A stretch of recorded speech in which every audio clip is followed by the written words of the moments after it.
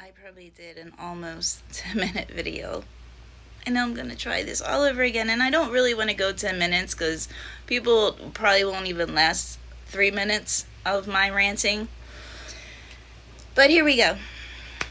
I saw another video of a woman in Target ranting about the LGBTQ children wear and bleh. You know, like, who cares? Who cares? Does it affect you? Does it affect your children? Does it affect your family? Does it affect what happens in your house? Because otherwise, it's really none of your business. It's frustrating that in 2023, we are not past this racism and judgmental and just hatred for people, other people that aren't like you.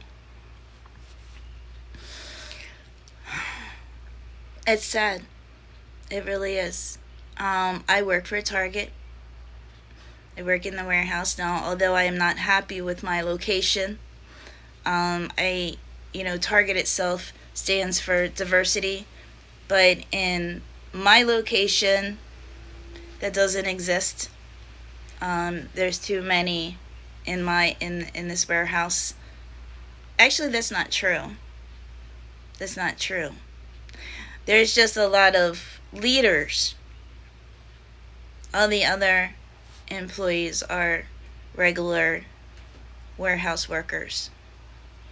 That's not to say that there aren't black people that aren't managers where I work, but there's very few. And I have a problem with that because my very best friend that worked there, who is a black lesbian, tried very hard to get into management. She helped open this warehouse. She knew this place like the back of her hand. But because she was very strong in her words, she was labeled as loud and ignorant. Now that wasn't said, but they didn't have to say it. They showed it. They showed how they thought of her.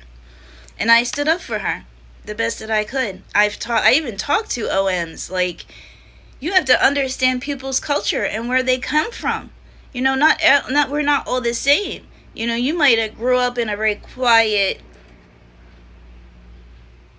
trying to say the right words, family. But just because somebody is maybe more expressive doesn't make them any less better than what you are. Oh, anyway, she wound up getting fired.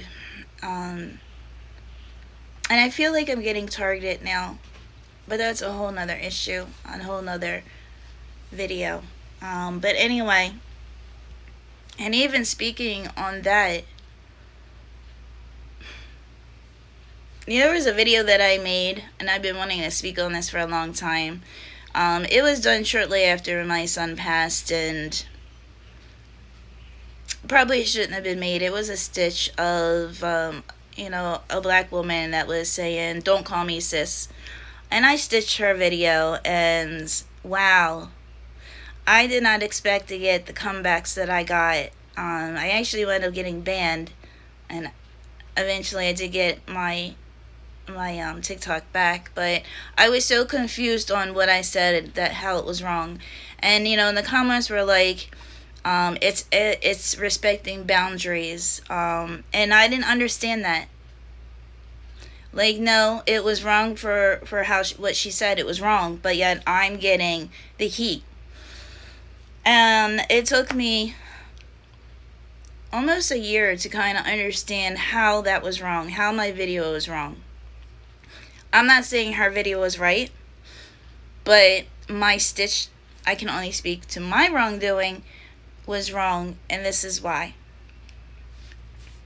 I understand what they were saying now. I don't think it's about appreciation, it's about respect, though. I don't know what this young woman went through in her life, but there's a reason why she is the way she is. And I learned this from my best friend that got fired. Um, because there's a reason why my best friend is the way she is. All her life, she had to fight to be noticed, to be recognized, to be respected, to be understood. She had to fight for that all her life. No one is born gay. And I used to believe that. I was one of those people that believed that. And it took me, again, a long time. I'm willing to learn. And that's the thing. We have to be willing to learn. And not be so closed-minded. And how she explained that was, why would I want to live this life? And I'm talking about the struggles that gay people have to go through. Why would I choose to do that? And that made sense. I mean, that's when something clicked in my head. And again, for a long time, I was bi. I didn't care how God made you. If you treated me good, that's all that mattered to me. Now I'm not, and again, I'm not against it. I'm just settled now into my life with my husband. That's just the way it worked out. But it made me understand because regardless of how I was seeing things, I had to look through her eyes and understand how and why she was seeing what she was seeing. And that gave me a whole nother, it gave me respect. It made me respect her as a person to understand why she was saying what she was saying. There was a reason why. I don't have to go out of my house and worry about getting pulled over by police, and if I'm going to live through it. Just walking down the street, I worry about my children, my grandchildren all the time, and as they get older, the scarier it gets. There's nothing that I wouldn't do for my family, and my family is very diverse. I would lay down my life for them. And I'm trying not to cry, because that's how much I just love people. But that doesn't mean that I cannot be ignorant and be racist. I was born in a white family, and my father was racist.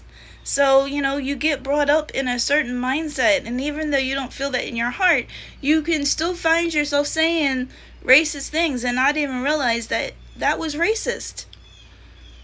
But I am willing to learn, and that's where we need to be as people, is willing to learn about each other, respecting each other, and understanding each other. And I hope one day that we can get there. And I want to say one more thing. Growing up, I got treated like crap by white people. Go figure, right? I mean, why? I'm freaking white. I started hanging around black people, and I never felt more accepted, more love. Going to the family cookout, that was a game changer for me. My family, we had cookouts, but it's different.